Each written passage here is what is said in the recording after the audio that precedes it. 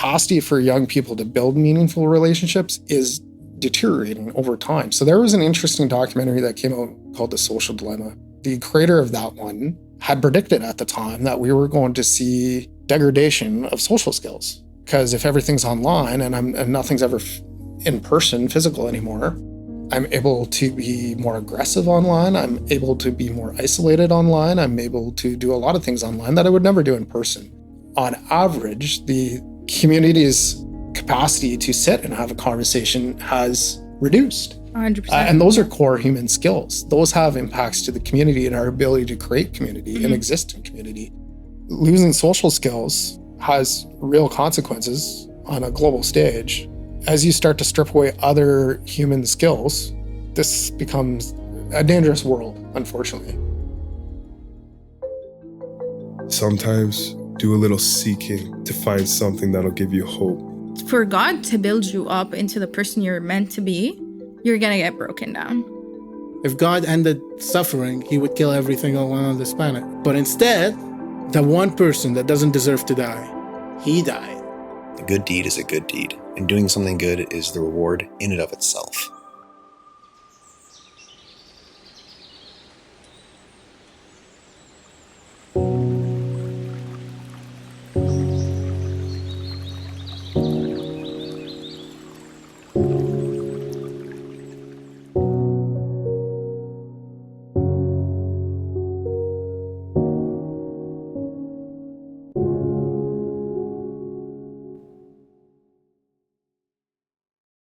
Welcome back, everyone, to Meaning Unseen podcast. Today's guest is someone who I've had the opportunity to know and work alongside. What stands out to me about this guest is his openness and willingness to wrestle with deep questions that a lot of other people don't slow down enough to sit with. He is thoughtful, observant, and brings in grounded perspectives about humanity and the things that shape our lives. Eric, it's nice to have you here today. Thank you for joining me on Meaning Unseen podcast. Yeah, no, thank you for inviting me, and thank you for that kind introduction. I don't believe any of it. It seemed overly generous to me, but I'll try and live up to that reputation, and maybe I'll just get it out of the way now for the purpose of the viewers.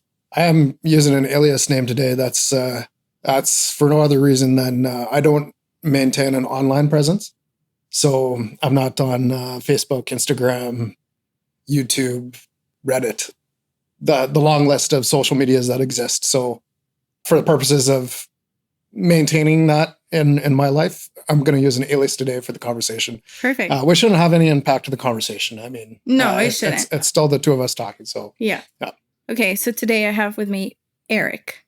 Eric sounds good to me. Thank you for joining me on Meaning Unseen podcast. And I'm not lying about the introduction. I do really think you're a very open-minded person and very thoughtful, and you do seek deeper than the average person that I've met. So thank you.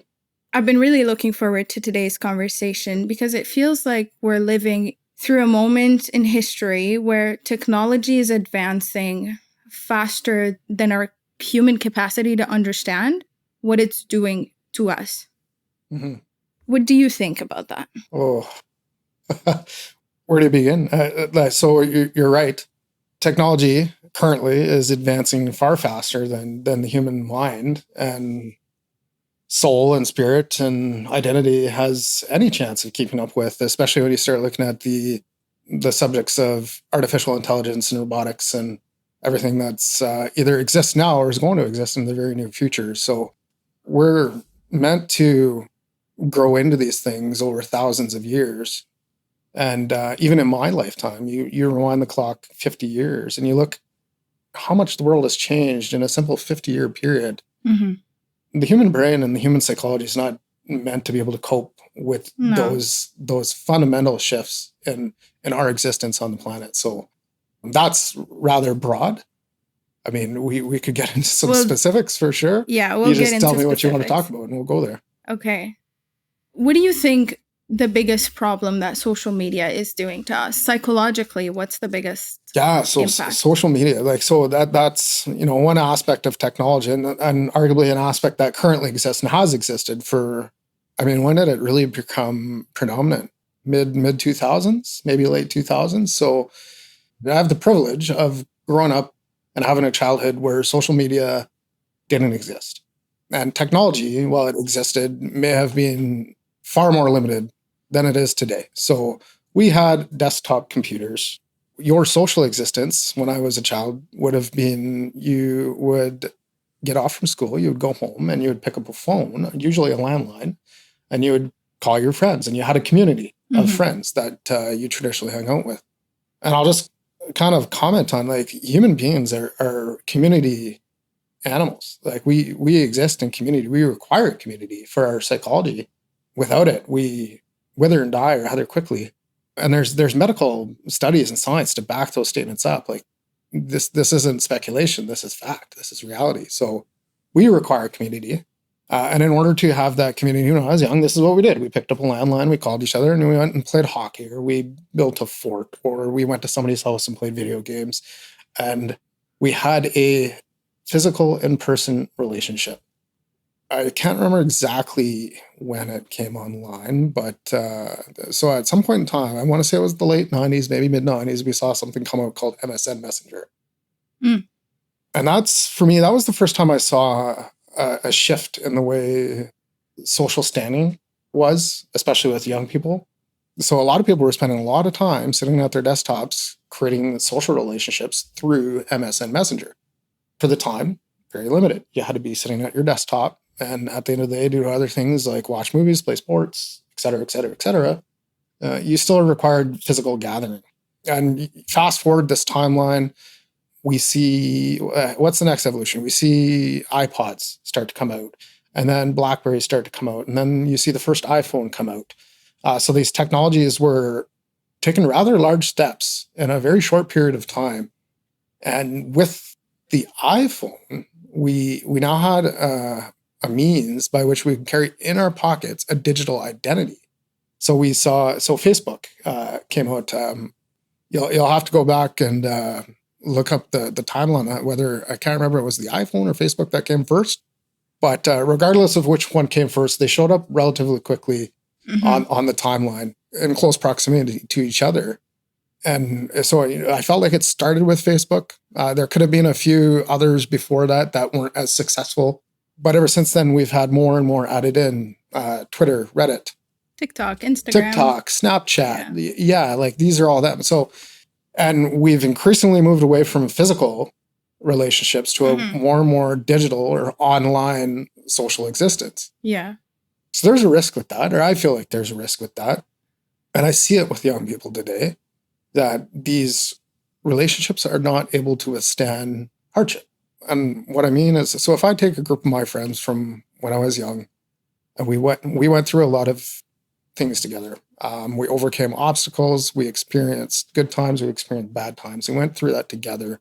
So the relationships were deep and meaningful, and they were sustained. I'd make a strong argument that the majority of online and digital relationships today are not deep and meaningful. And I find young people are having a harder and harder time developing meaningful relationships and then maintaining meaningful relationships for long term. Usually it's the first sign of struggle. Things tend to fall apart rather quickly, and people don't want to talk anymore, whether it be a spiritual, whether it be political, whether it be a social factor of where your social standing is in a community. So those meaningful relationships, those will always have your back. And so I could have a conversation with somebody that I have a meaningful relationship, and we might not agree on the subject of that conversation, whether it be political or spiritual. But because we have the meaningful relationship, we're able to have compromise, and we're able to meet somewhere in the middle, where these digital relationships that are very superficial, they're very open to conflict. So in those digital existences, it's very hard to have a different opinion from someone, because I can very easily just associate with the group that I most identify with. Right. So it's all very ironic. It sounds like initially you said us humans, like, we're made to live in community. Yes. And at first glance, it sounds like, oh, social media, like this is about to, connect the whole world. It is counterintuitive, isn't it? It's very counterintuitive, because it kind of depends what kind of connection it is for it to either flourish or not. Like it's not even comparable having an in-person connection relationship. So you can't quote me on any of the statistics. Again, they exist online and they're not hard to find, but the running lines are that depression has gone up in young people Definitely. exponentially. And Well, I hate to say it, but suicide rates Mhm. and this struggle for self-identity and who they are. And what do you think is really happening internally to people? Like the pace, the stimulation, the constant connectivity. What do you think is happening internally? I think people are trying to find something that's missing, something that they used to get from community. They may not even be consciously aware that they're looking for that and trying to fill that need. And the absence of it is causing psychological harm. Unfortunately, I feel like a psychologist could probably describe what's going on far better than I could. I'm not a psychologist. And I'll take that opportunity to caveat with everything that I say is I'm just an average person. So I'm not a PhD. I'm not a scientist. I'm not a particularly educated person. I'm not a particularly uneducated person. So sometimes it's nice to have, I guess, that perspective, because it can be hard to relate to people who are overeducated, at least from my perspective. So I'll try and offer that perspective today. But Yeah. and that's what I mean. Like, you asked that question about psychology. Like, I can give my layman's understanding of what social media is doing to the human psychology. It's really just about sitting here and wrestling with some of these concepts and ideas from a neutral perspective, from just somebody living and experiencing these things. And we live around people, we see behaviors, we see stats, and we just discuss that potential impact and what's the unseen part that's happening here. So the one that I've zeroed on in the past was, as humans, we have a requirement to build meaningful social relationships. And I know I've said that a few times now, but I'll say it again. There are some studies that very clearly show that the capacity for young people to build meaningful relationships is deteriorating over time. So there was an interesting documentary that came out in around 2014 called The Social Dilemma.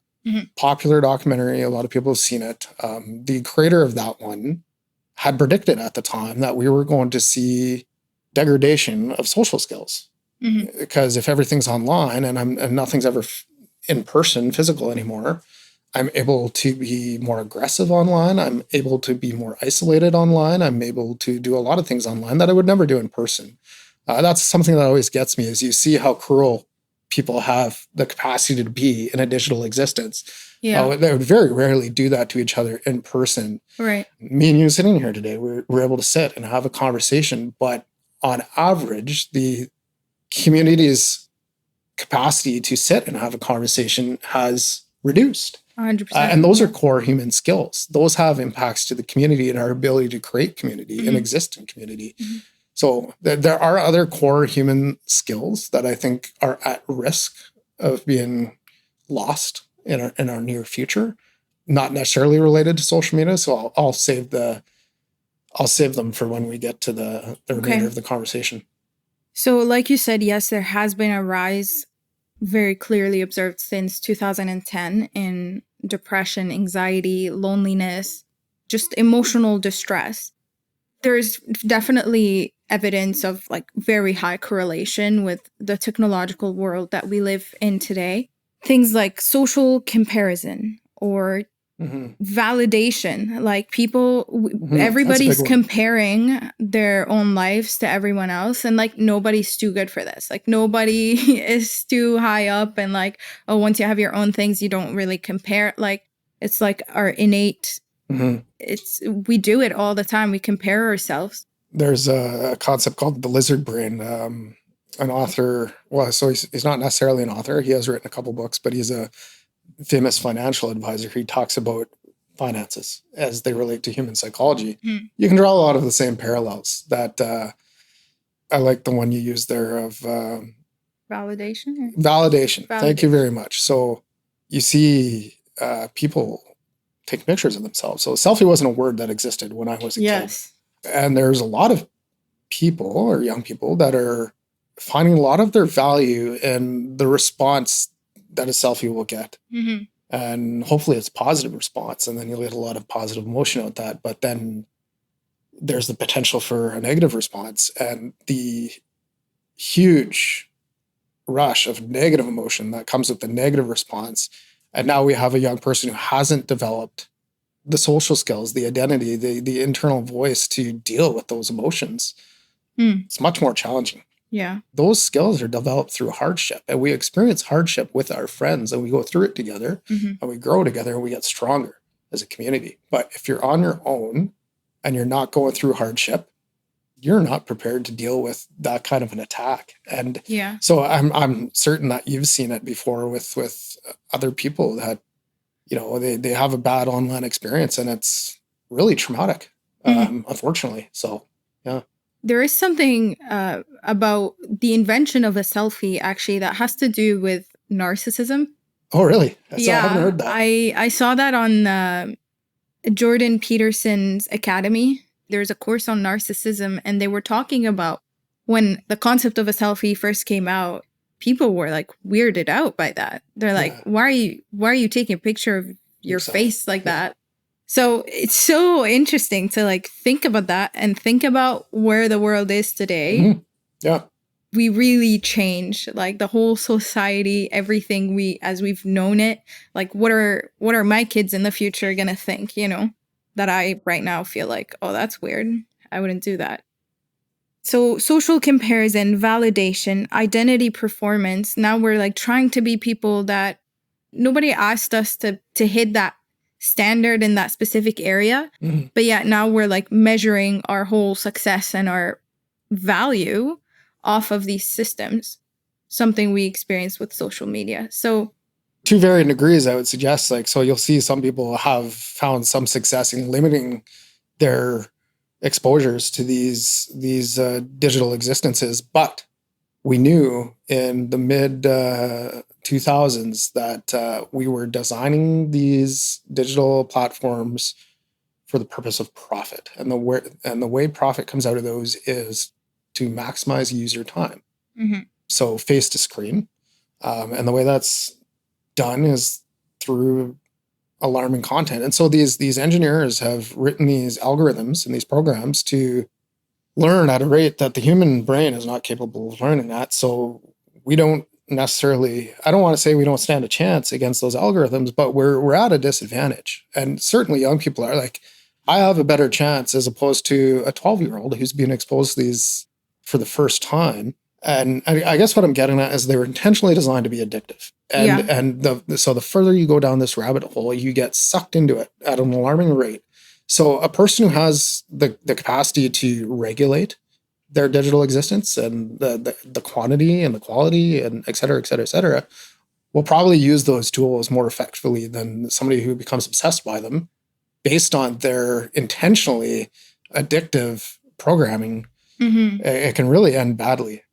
Yeah. And I think society has this pressure on people to be involved in that social digital community. Certainly. Yes. Like as a student, a student in high school, you'd feel left out, like when all your friends have, Instagram and you don't, and you just feel this pressure to like. Well, I mean, my first experience with that was MSN Messenger. All of a sudden, and that came on rather quickly. 1 year it was there, 1 year it wasn't there. The next year it was.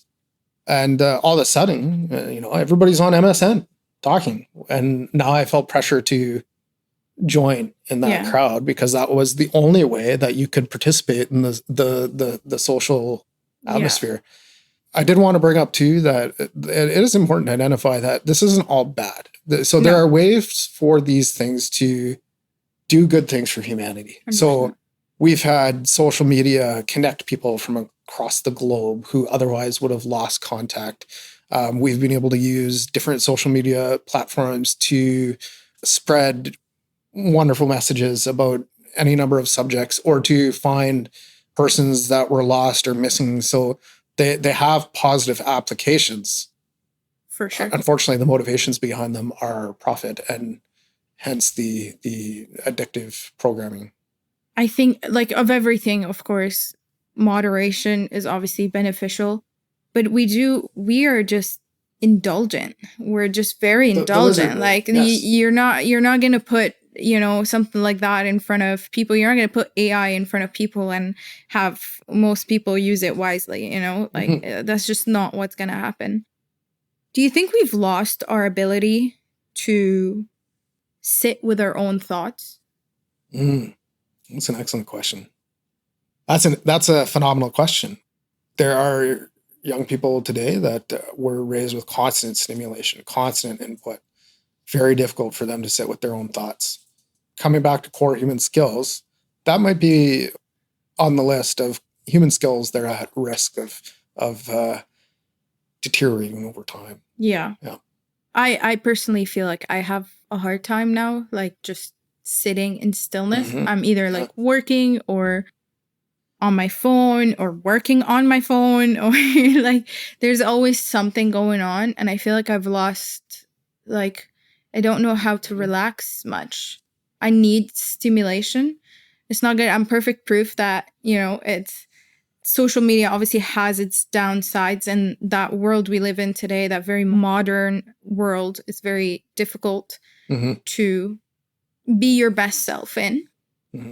But at the same time, we're also doing this podcast that is getting distributed across all platforms, right? Positive applications. Yeah. Positive applications. There's for sure positive applications. Like I do use AI. I do use social media for, to brainstorm ideas for the podcast and stuff like that, for example. So definitely there's a lot of benefit. But as I said, like, we are very indulgent, and it's hard for me. Like, it's a slippery slope. Well, so there's a common idea going around that we socially, at least for the vast majority of human existence, we were never intended to be reachable 24/7. And the world has no right to reach me 24/7. Yeah. But there is an expectation now, especially in social circles, that if you were to receive a text message, that you would respond within some arbitrary time frame. That was this underwritten social agreement that we were going to respond to each other in a certain amount of time, especially in romantic relationships. Yeah. So going back to my childhood again, if we were using landlines, if I wasn't home and I missed the call, I missed the call, and nobody was offended by that. But now people can get hurt by the perception of being ignored. Yeah. And work is probably another good example.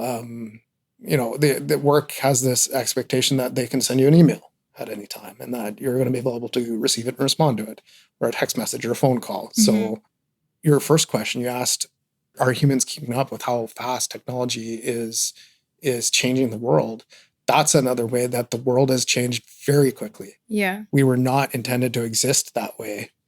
Our psychology is contending with how to exist in that world. And so you talk about constant inputs and constant stimulus. Yeah. How do you find that quiet time to be with your thoughts? We're being trained to let go of that quiet time more and more. Back to the messages point, even when you get a message, like, you normally you think, I'm busy right now, I'm doing something, so I'm going to finish my task fully, or even like today's my rest day. Like, I'm not actively hanging out with anyone today because I need to focus on my own. But you feel this pressure to, like, oh, I have to answer because, they want to communicate now. So it's a lot of immediate expectations. You text somebody, you expect a response, or it's made things very easy. And I feel that humans are not meant to live in such an easy reward. I agree. And the change is happening more quickly than we're able to adjust. Yeah. People are more restless today than they are at peace. Would you say that? I would agree. I would agree with that, yes. It's just chaos, like information overload from social media. One thing happens in a country and everybody knows. Everybody's expected to know things. Yeah. So one way, another way, like this list goes on, and we could honestly sit here for the next week and go down the list of the way social media is changing the world. And you just touched on another one, that this access to information that up until this point, it was not traditional in human existence. And by that, I mean, I can very quickly go online and get a sense that the world is a complete disaster, because the most negative content is the content that's most likely to get the most view time, ads, profit, et cetera, et cetera. And it's very easy to fall into a sense of despair with regards to humanity, the future of humanity, and where we're going. Everything looks bad. And we're exposed to existential crisis on a regular basis. We had COVID-19. There's a global trade war, the invasion. There's war in Europe again. Like who would have thought we would have ever seen that again? A child goes missing and we know about it. There's a school shooting in somewhere in Africa. We know about it. So we have the ability to be exposed to constant, alarming, stressful content. And so you can get that concept of world's dumpster fire. Like it's a disaster and everything's going badly. On a regular basis, I remind myself that on average, people are good. I believe that. That's something that I choose to believe. Are there bad people willing to do bad things? Yes, of course. Do I believe that 90% of what people are doing is good? I believe that. But that is not the content that is delivered. We lose access to that. So, but do you feel like you're also aware of all the darkness that's happening in the world? I am. Like without, I feel that way. If it wasn't for social media, without social media, I would be far less aware. And as a net positive, I would be less stressed. Yeah. So social media has created a stress in human existence that never existed before. And it's important to note, like, this is not just one or two people we're talking about. This impacts every human on the planet, at least the ones that have access to these things. Yeah. So anytime you talk about a global factors changing in any margin are often alarming. They don't need to be large shifts. Even, look at what a 1% change in global temperature, average global temperatures would do to the climate. It's quite significant. So even if we have a 1% shift in the stress level globally on average of human existence, that's a lot. That means something. That has impacts. That changes the way the world works. So, and we are obviously seeing that. Yeah. The engineers behind social media figured out rather quickly that they can turn the dials on these social medias. Yeah. To, let's leverage up the division on this, or let's turn down the division on that.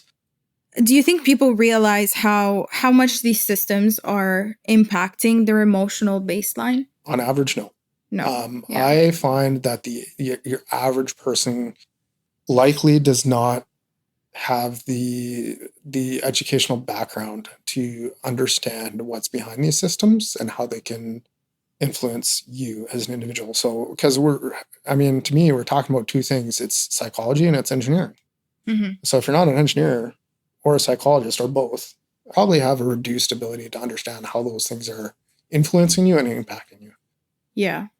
And we're just not all engineers and psychologists. Yeah. So I would say on average, yes. There's information online, like the Social Dilemma documentary, that people can spend another 2-3 hours watching, right? So it's interesting. Like even if you want to educate yourself, you're just diving technically deeper into it. But yes, absolutely. But like, again, good and bad. So most people are not aware of how these systems are actually engineered and what they're being optimized for. I would say what's also remarkable is that even if you were aware, does not suggest that you are not susceptible. 100%. So often the engineers and the CEOs and the people who design these systems and know the purpose, intent behind them of what they're intended to do are just as susceptible as you or I. Yeah. Knowing what the program is trying to get them to do. But it's you can't fight thousands of years of human psychological development that's in you. You'll behave a certain way. Yeah. Yes. To a certain extent, it's like it has taken control over us. It's like in a lot of situations, we're not necessarily the ones in control. Like when it progressively and slowly adjusts your dopamine baseline, like something like that. What are you going to do? Now you're dealing with straight up addiction, but no substance. Yes. your body's going to react. So my knowledge of social media and what it's doing, it's not necessarily helping me stay off of it. That's for sure. So there's another interesting idea that I wanted to put on the table, and we kind of skirted along the edges of it a couple times, but going back to the idea of community, there's another gentleman I follow online. I find him to be quite educated, especially where human behaviors are concerned. I was watching some of his content recently, and he said something that I found interesting, and it caused me to think. And he said, so he was making predictions about some things that we might see in 2026. One of the predictions he makes is that we're going to see a rapid increase in the quantity of artificial content, artificial audio, artificial video, et cetera, et cetera. And then he said, we're going to see an increase in the use of psychedelics. And that's something that caught my ear. I was like, what do you mean, psychedelics? He said these, like, they're connected to each other, these 2 points? Not necessarily that these 2 points were directly connected. I mean, all of the points were connected in the sense of how he sees human behaviors changing over the near term. He brings up psychedelics specifically because he says humans or people are going to be looking for a way to feel human again. And so we feel human in community, in society, in our tribe. We're supposed to have a tribe. And if we lose that, we start finding ways to have it again. But we've lost a lot of that with digital existence. In a digital existence where everything is artificially generated, we really start to lose touch of reality. And so people will be reaching for looking for ways to find that existence again. I've made an observation, this may or may not be true, but I find that there are more young people going to religion to find community again. We're seeing a resurgence of the importance of religious beliefs in human existence because we're losing that with digital existence. We've lost our sense of identity and our belonging and our community, our culture, our society. Maybe some people are choosing to use psychedelics. I don't know. I haven't come across any. One of the things that I believe that religion brought to civilization was the rule of law. So it is what allowed humans to pull ourselves out of anarchy. Because if you believed in an afterlife and you believed in a legacy, it wasn't just, club the other guy over the head and take everything he's got. If you have the strength to do it, maybe we should build something more lasting. And there are laws, there are rules that we have to follow, and there are consequences to not following those rules. So my belief is that religion is predominantly responsible for our human ability to pull ourselves out of these dark ages and out of these anarchical states. I don't know if I'm saying that right, but over time, religion started to dial back. We got to a point in human history where we had the ability to have legal systems, justice systems, courts. That may have started out as a king or a queen. In democracy, we've developed senates and Congress and the rule of law, judges, judicial. In a world where everything can be faked, nothing can be proven. Yeah. So those laws that a lot of people rely on to understand their existence, how does that work anymore? Because the whole judicial system relies on our ability to prove something. The judicial system of religion, if you want to think of it as a judicial system, is only relied on faith. That you had faith in this set of rules. So you had faith, you followed the law. I can't help but wonder if, again, for the average person who's not a psychologist, who's not an engineer, who doesn't understand what's going on in the world and is looking for that rule-based existence, that place to belong, that community. And there's a lot of people that are going to be finding that in religion again. Religion is going to become very important in the future, I believe. Probably one of the last institutions that's going to have a chance at saving humanity from the existential crisis of technology. I like this insight. This has taken us... It's interesting. So these are truly now just my thoughts. Yeah. Could be wildly wrong. I mean, I do hope you're right. I don't view my belief in Christianity as necessarily a system of rules, but I understand the point that you're making, and I understand when somebody's stuck in a dark place or have lost all sense of their identity, if there's nothing external telling them you are valuable, you are important, you are loved, you're anything of value, Mhm. if nothing is saying that, like, why fight? Fight for what?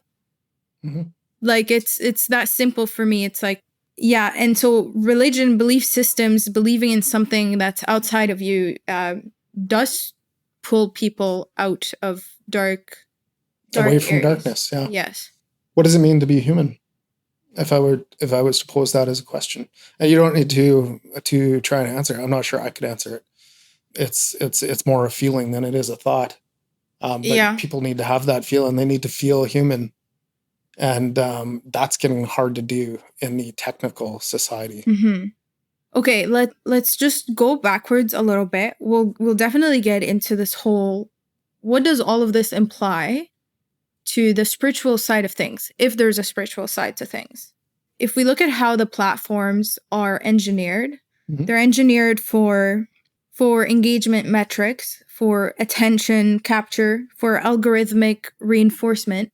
At one point, it becomes clear that they're not neutral. And like you said, the human attention is the product that is being sold.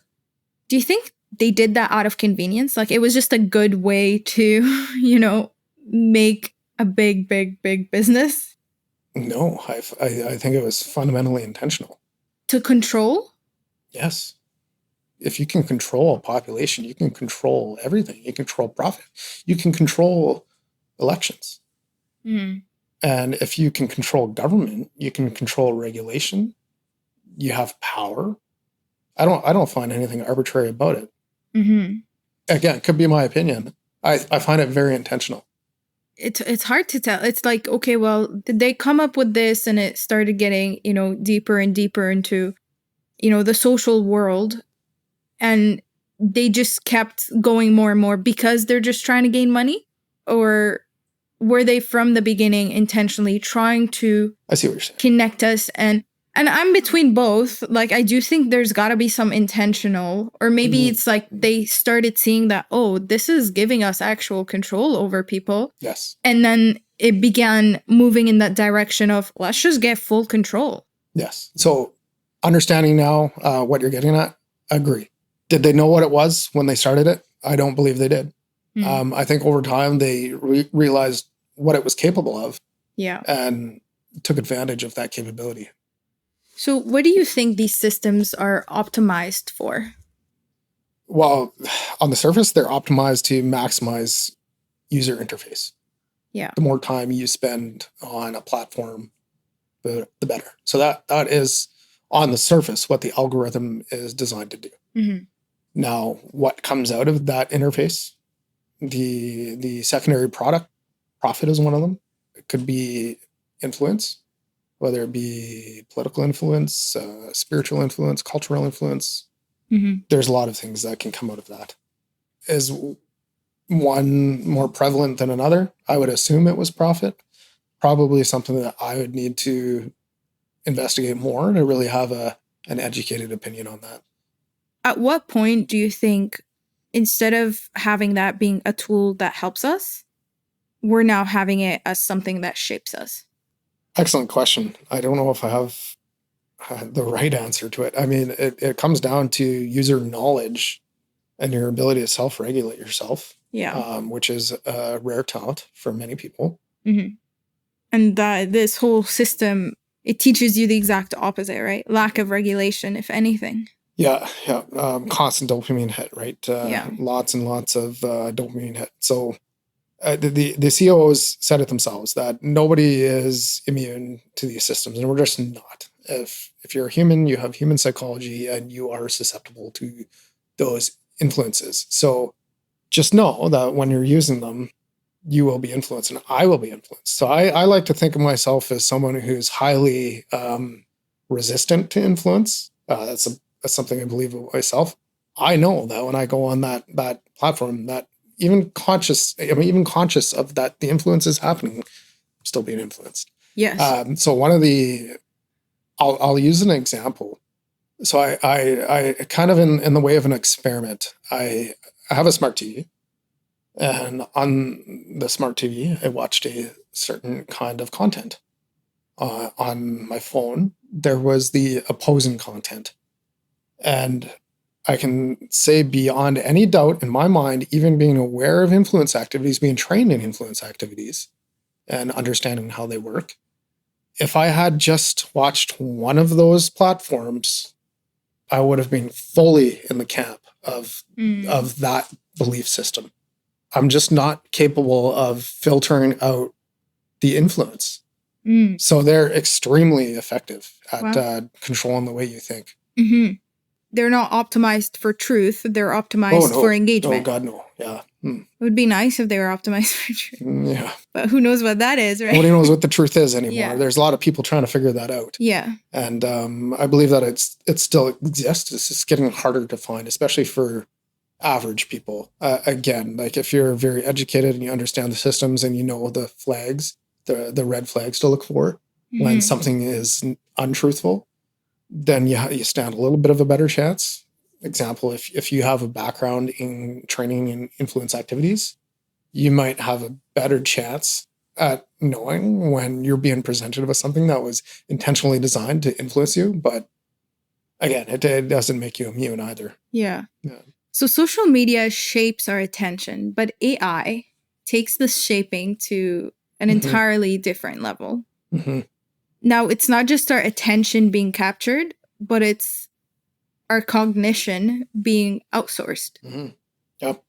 I'll take that opportunity to present another core human skill that I feel is on the chopping block. So we saw what social media did to the average social skills of a person. Something that I worry about with artificial intelligence, and this is already happening today, is the deterioration of critical thought. Critical thought requires you to use your brain and to learn. If you want to think of the brain as a muscle and that it needs to be exercised just like any other muscle, if it's going to get stronger or more powerful, then thinking is the proverbial push-up for the brain. And we do that by going to school and we're presented with problems, we think about them, we try to answer them. Sometimes we get them wrong, sometimes we get them right. And over time, we're able to get more and more questions right. And the difficulty of the questions increases over time. And then eventually you find yourself, or you might find yourself at a university education level, and you reach a point where you're able to start challenging some of the things that are being presented to you by individual professors. And they invite the challenge. And that's important. But the point is over time, we developed an ability to be presented with information, think about it critically, and make a decision for ourselves what that information meant. Yeah. That's an important skill. It's not a given. You aren't born with it. It's developed over time, and it's developed through a lot of hard work. Now, in education, if artificial intelligence is going to do all of the critical thought for me, what happens to that skill? Yeah. And with a planet of people that have no capacity for critical thought and ability to develop their own opinions, now the power of influence activities is exponentially greater. Because in that existence, you're more likely to just accept what's presented to you as truth, as reality. No discernment. We're losing our ability to discern truth, not truth, or even examine whether something is the truth or not. And if anything, if it comes to like decision making and like, do I believe in this? Do I not? The most comfortable option is to just leave it all together. Be like, well, there's no way to know the truth, so I'm just not gonna.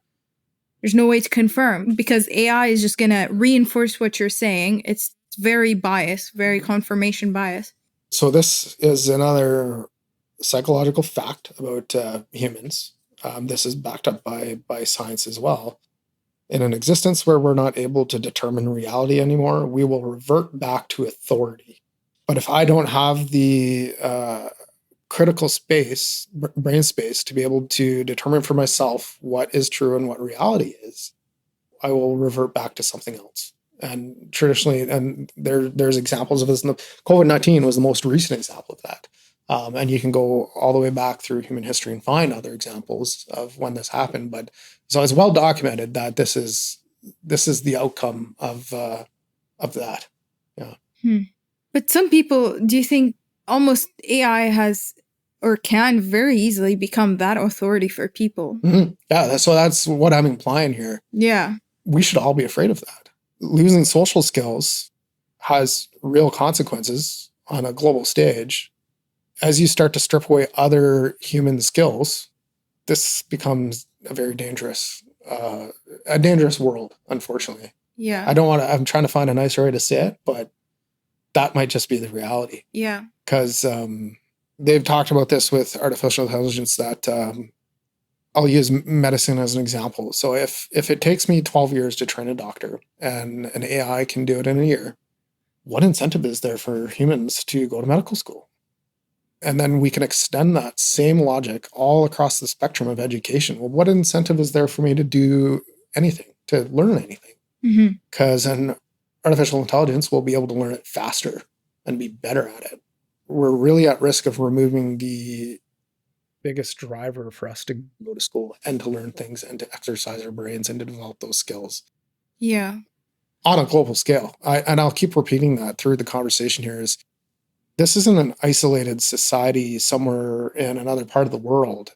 This isn't one or two people that this is going to happen to. It's going to happen globally on a massive scale and in a very short period of time. And the honest answer about what happens is nobody knows. Yeah. And that's a problem. Sorry, you said when nobody knows? When nobody knows. Yeah. When human extinction is on the line and we don't know what's on the other side of the curtain, we really need to think a little bit longer about whether the curtain gets opened or not. Because there's a big risk on the other side of it. It's very much like social media. There's a lot of really positive things that can come out of artificial intelligence. We've seen some of them already. Protein folding and the artificial intelligence that did that up until this time, humans never would have been able to figure that out. Computer brain did that. And what that can do for medicine and the advancements in biology is, I want to use the word limitless because it feels that way. So that's a huge positive that comes out of that. So there are positive applications, narrow applications. But it's open for the whole world. So how do they make money off of ChatGPT when everybody's using it for free? Right now they don't. See, so this is just a slippery slope to get people to hook people. So we talk about the AI bubble on the global financial markets right now. And it's because right now it's not a profitable spectrum of business. There's trillions of dollars being put into it, trillions, but no, not a profit organization yet. Well, it's going to get there though. And obviously a lot of forms of it is already there, right? Yeah. Technology seems to have this unique existence in capitalism where, if I'm a shoemaker and I make a shoe and I'm successful and I'm selling it, but eventually a better shoemaker comes along and they start to take over some of the market. And point being is that to some extent, there's always room in the market for somebody else to come in, create either a different product or make it a little bit better and take over a piece of the market. Whereas in technology, whether that be social media or AI, what we've seen is the capacity for companies to create a global dominance and a gap that can never be closed. There is no room for competition. And an example of that would be Amazon. I mean, who is ever going to be able to compete with Amazon and their online capacity for a user to come out and shop and have something arrive at their door in a 24-hour period? They'll never be touched. Right. And Google as another example. I mean, the word Google has quite literally become a verb in the English language. Just Google it. So as a search engine, will anybody ever compete with? So I guess what I'm saying is these global dominances have been quickly realized in technology. And when you look at artificial intelligence and hence the race, I think there's a lot of people who very clearly understand that somebody's going to come out on top. And once that person does, that's it. Race is over. No one will ever catch up again.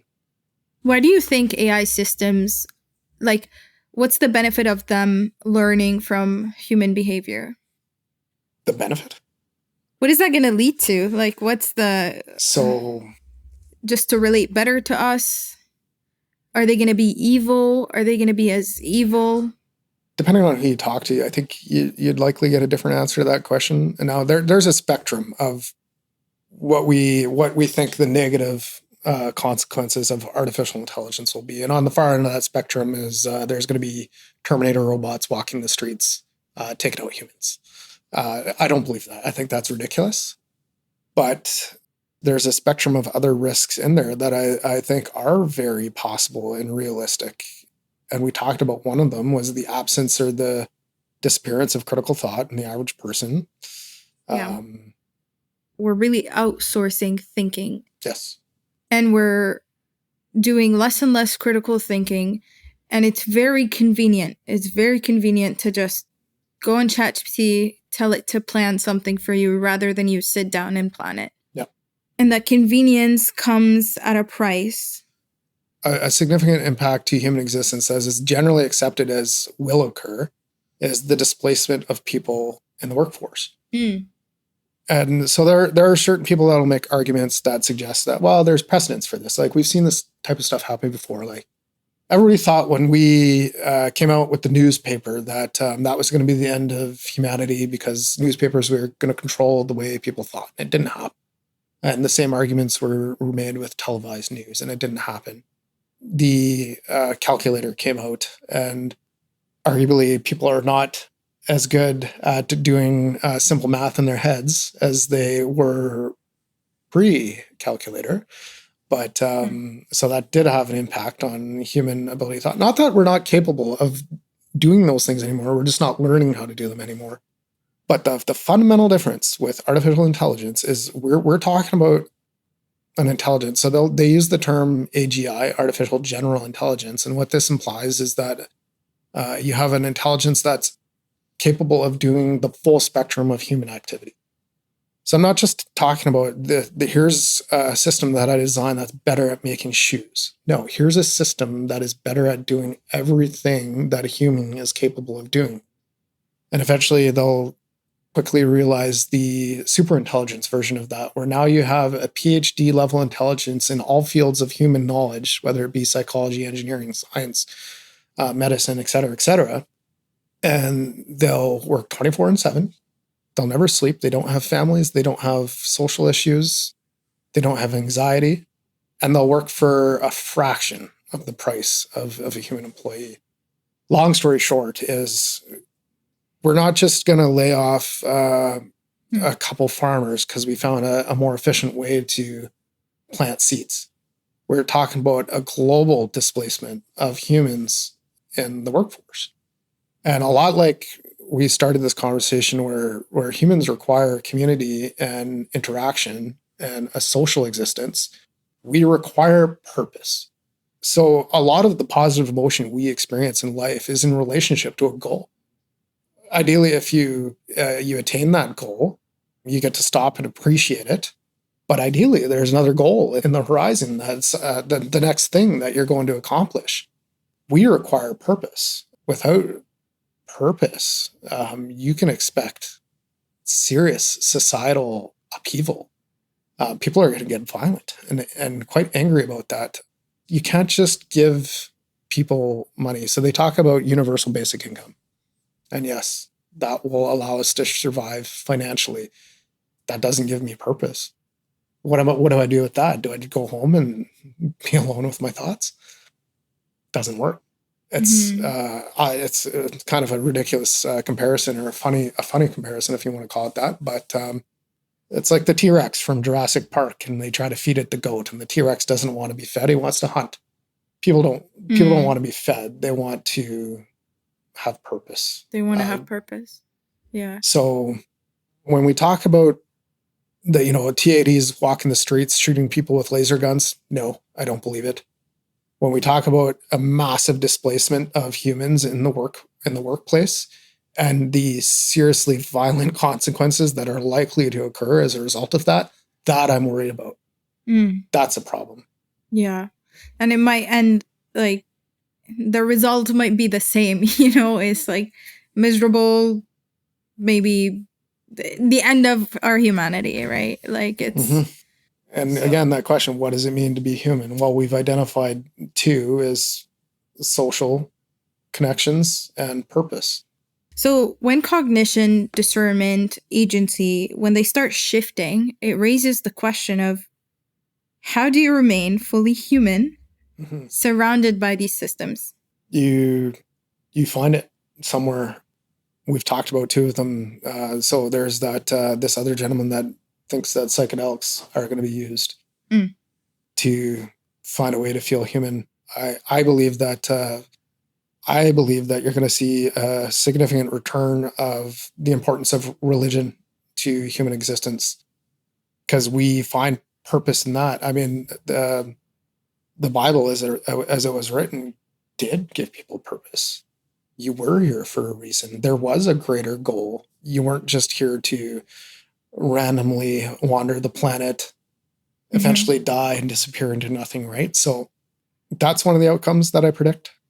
I could be wrong. Do you think humans have a soul or spirit or conscience, something like an internal dimension that can be dulled? Yes. What makes you say that? I don't know. It's more of a feeling than a thought, possibly something that I choose to believe in without any empirical evidence that it's true. That's a big question, a difficult question. What makes you believe that for you? Like, is it the depth of your pain at times, the depth of joy? Is it depth of, loving someone? What makes you feel like there is a deeper dimension? That's a great question. I have a scientific background. There's this idea that energy can neither be created or destroyed. Mm-hmm. And all matter is just a energy existing in various states. So the idea that we would cease to exist and that there was nothing after that, I find difficult to believe. If I am a collection of energy, then my existence transforms.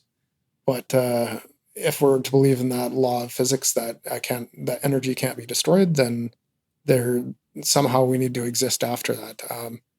There's other ideas like I think there's some religious beliefs that there's a certain aspect to an afterlife, if you believe in an afterlife, that we in our current existence or human form, we're not able to understand it. So we don't currently possess the cognitive space to wrap our head around certain concepts, which is why religious texts are presented in the way that they are, so that they aid us in understanding and living in a way that's in concert with those beliefs.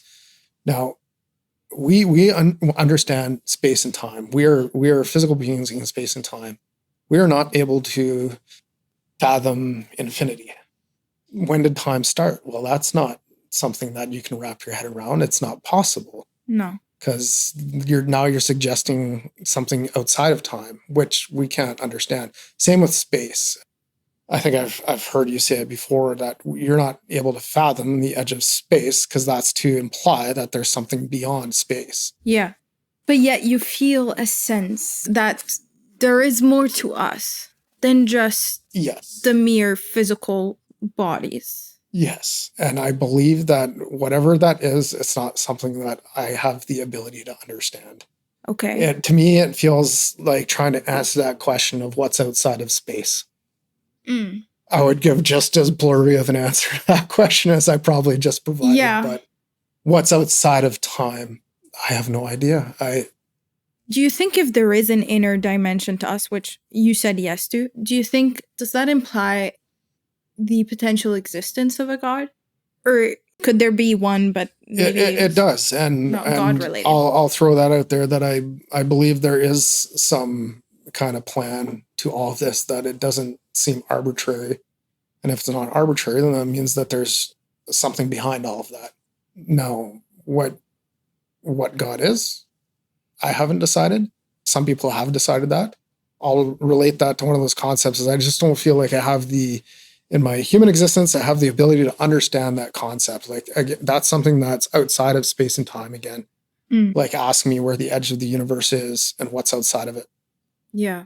It would break the human brain to try and understand it. So formal religion, I believe, tries to help us understand that. And that's why religious texts are written in the way that they are. Okay. Is the universe all random? I don't believe that. Is there a God behind all of it? It seems like one of the possibilities. And you're a perfect example of someone who is wrestling, because I mean, you started by saying I'm a very scientific, Yeah. this scientific background, and interestingly enough, which I never hear, you use the scientific fact that energy does not get destroyed to explain that we must exist in some shape, form, or in a way outside of after we die, which is very interesting. Like you used science, because I thought you were going somewhere else with that. I thought like, well, I'm a scientific person, and no, you did good. So what is a soul? Like, maybe that's another question that I can't answer. What is a soul? Is it just a ball of energy? I don't know. Yeah. I mean, yeah, we don't know.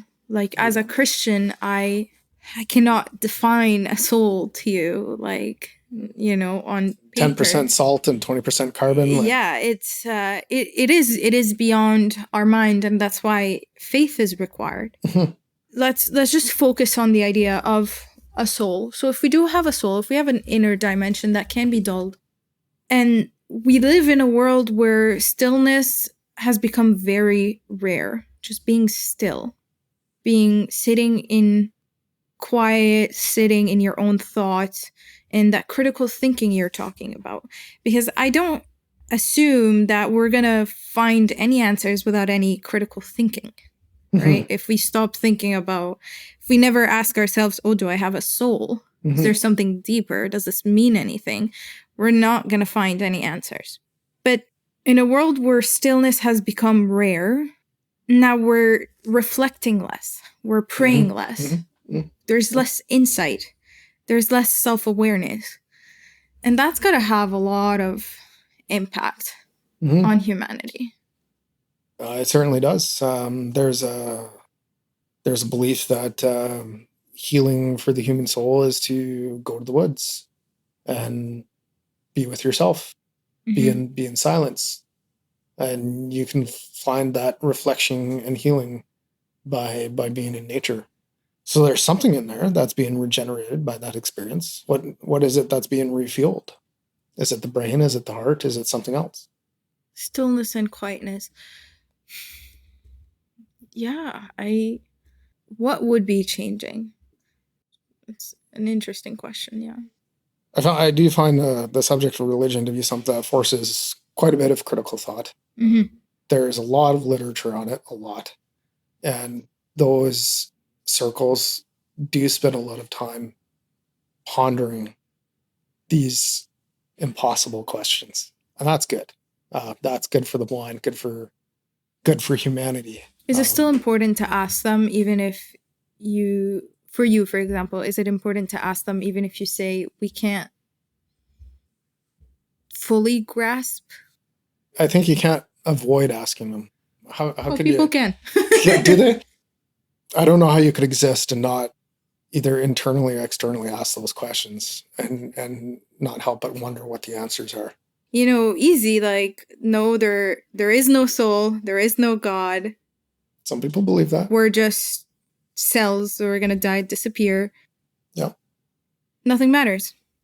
I need to find my most comfortable life here on Earth, and I'm gonna try to make as much money as possible and live in as much pleasure. It's not that hard to actually That doesn't avoid. lead anywhere possible. That doesn't lead anywhere positive. No, but some people, you know, or they live their entire life with that mindset, and they don't challenge past that. They don't wrestle. A lot of people don't wrestle, and I think Do they not wrestle, or do they not admit that they've wrestled? Well, when does wrestling stop? When you have answers, or when you like? It never stops. Right. So maybe you're saying maybe these people do wrestle. They're just not admitting that they do. I believe they do. Yes. There's. I'm trying to find the right way to say it. That often in our final moments, we will all become very religious. So somebody may have lived that life, and when it's time to go, those questions are going to come up. I hope so. And they're going to have to find a spiritually based way to answer them. Not a scientific way to answer them. There's unfortunately none that I know of. Yeah. I always found it to be an amusing idea that Stephen Hawking, arguably one of the most scientific minds of our time, would have found religion in the later part of his life, because he seemed rather convinced that there was something else by the end of it. And maybe that supports the idea that as we get closer to that veil, those questions, despite the efforts that we may have taken in life to avoid acknowledging them, will confront us eventually the closer we get. And the center idea of Christianity is the idea of love, which goes very well with the idea of community, which also like points at why a lot of these things are not working. The things like people not being able to remain still, people not being able to reflect, relationships deteriorating.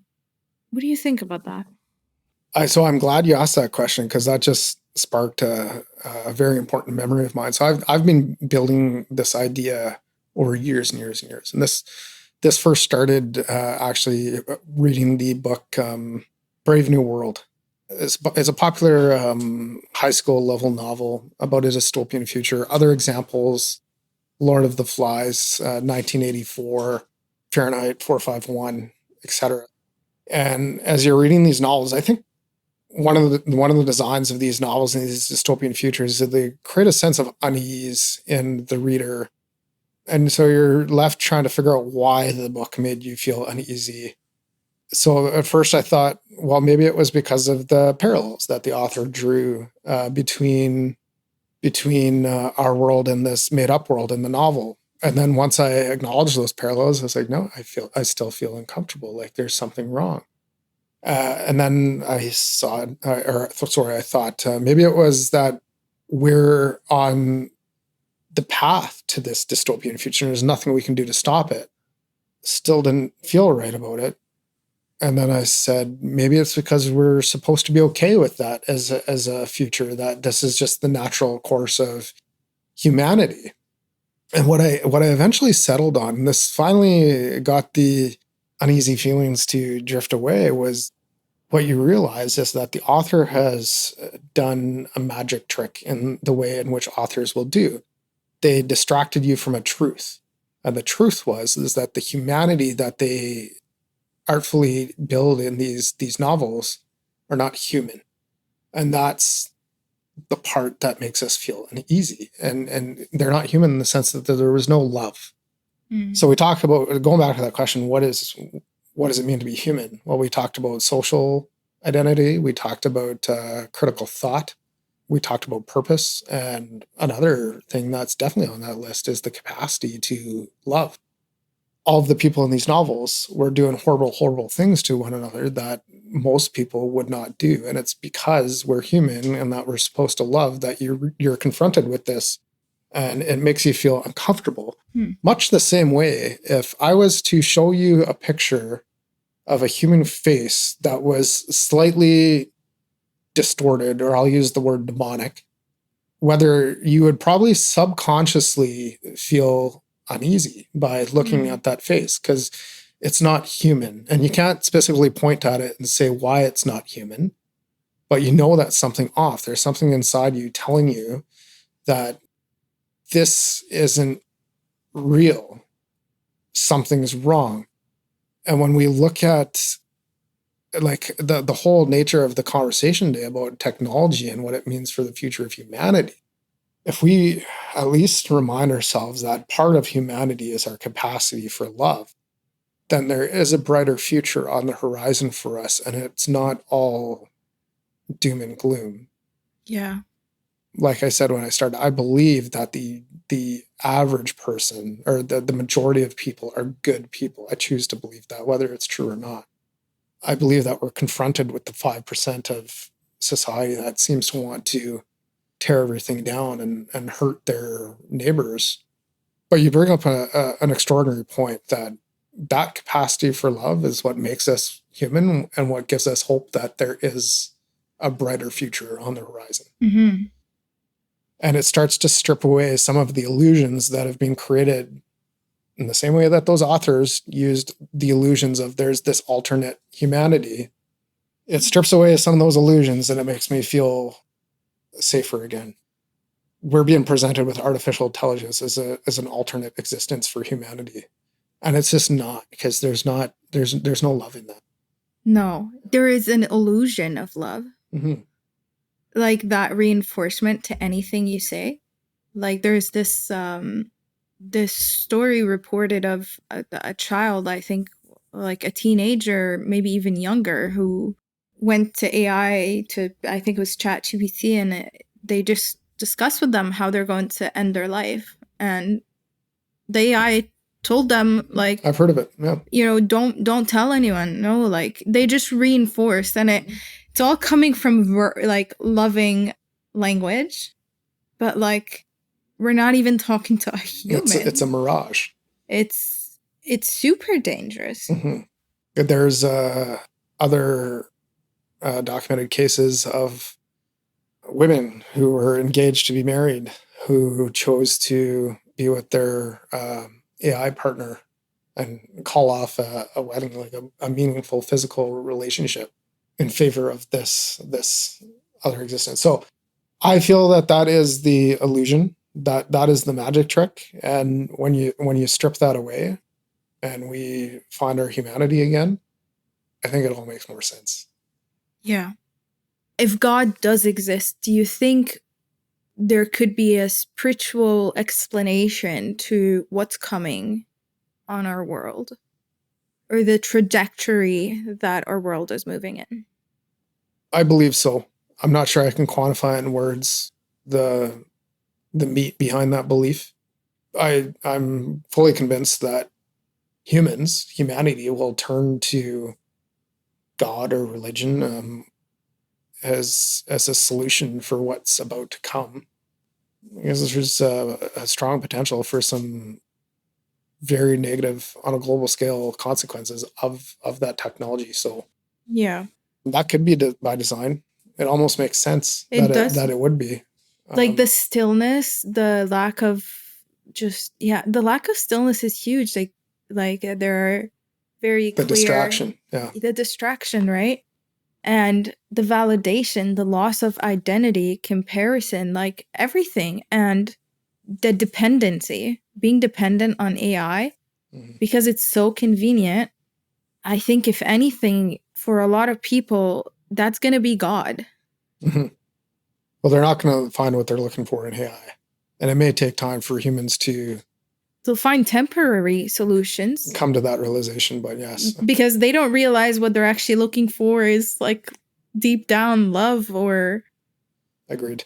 Community. And there's something that feels strange about today. We have seen an escalation in the number of crises on the planet, and something about that feels planned. We've got armed conflict all over the planet. We've got pandemics. We've got trade wars. We've got this constant threat of nuclear annihilation hanging over our heads, and now the existential crisis of artificial intelligence and what that means for humanity. And I mean, we've been here for a long time, and by us, I mean humans have been on the planet for a long time. Mm-hmm. All of these crises are coming up within the last 10 years. You know, and sometimes I Seems think about it. Odd. I think about it like that, and I'm like, that's a pretty gullible or naive way to think about it. Like, I tell myself, because I mean, I'm 25. I haven't always been the most educated on history and what's happening in the world. And I'm like, is this just, me falling into the trap of thinking everything is happening now? Or has it always been happening? And I'm just coming to the realization that, wars, for example, a lot of people will point at wars and be like, yeah, see, Revelation says this and this. But it's like, okay, but wars have always been there. But there's a bunch of other things that you just talked about here. The rise of AI, that's something we've never seen. And it's going to change us. It's going to change the foundation of the world. It's not just another war, right? Mm-hmm. Yep. There's something that feels uniquely different If you look at the last 10 years and all of our existence, there's a lot packed into the last 10 years that feels like something is happening. Very interesting observation. You say that you think 99% of people are good. Or 95, you said? Well, let's go with 90. Okay. You I said believe that people are inclined to be good, that's our baseline.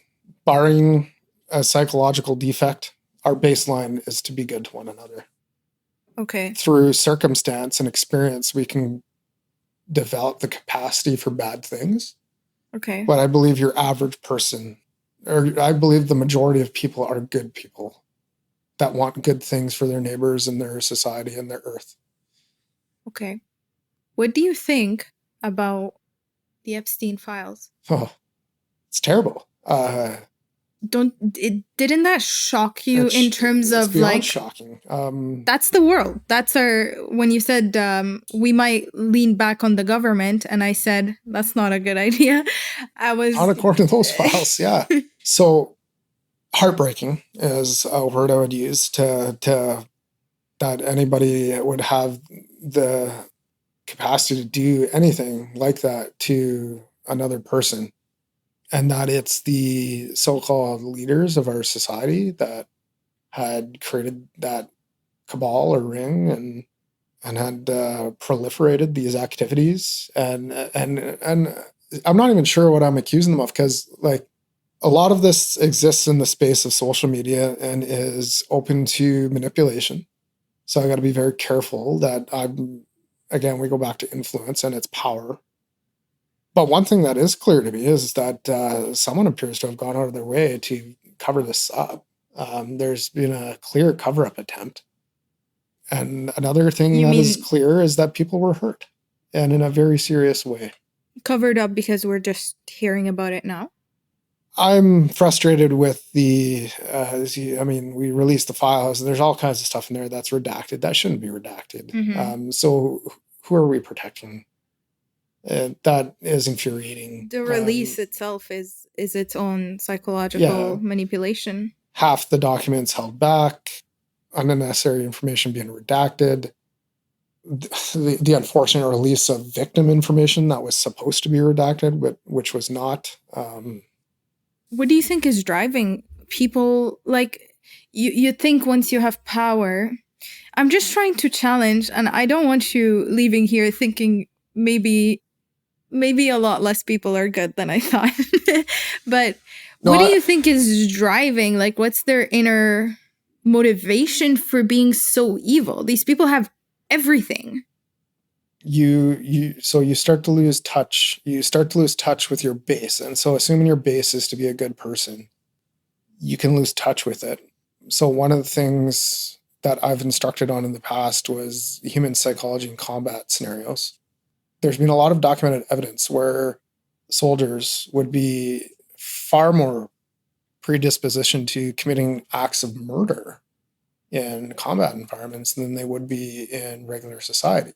Because you get into an environment and you stay in that environment for an extended period of time, and you start to lose your grounding, your base on what's right and what's wrong. Your surroundings are altering your reality and your understanding of right and wrong. So with these individuals in the Epstein case, they appear to be influential, wealthy, in positions of power. I believe that at least for most of them, caused them to lose their understanding of reality, right and wrong. Isn't that interesting? It is. For our human, like, you give a human power and they start losing. It's almost like we're meant to be humble. Mm-hmm. There's some really fascinating psychological studies on this subject, and you can go online and watch them, where people put in positions of power will very quickly start to behave fundamentally differently than who they are at their base. Yeah. Prison guards, one that comes to mind, they ran a psychological experiment, and a person was giving the controls which would cause another person to be shocked. And the person running the experiment would slowly dial up the level of shock. Person pushing the button, causing the shock, didn't know that it was all made up, that there was no actual risk to the person on the receiving end. But eventually they dialed it all the way up to this shock will very likely cause death. And what they were surprised in their findings was that the vast majority of people still pushed the button because they were given that power. Yeah. Power changes people. Money changes people. Money. Like the Bible says, it's extremely difficult. Maybe for why it rich. says those things. Yeah. I just find it fascinating how things align. I did take a little bit of detour here for the Epstein files because I was curious what you actually thought, given your earlier statement of. I think part of that too is that going back to we are exposed to the 5% of society.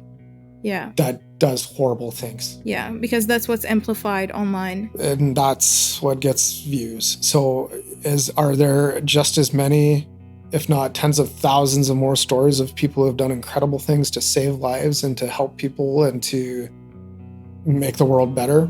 Absolutely. That is the status quo.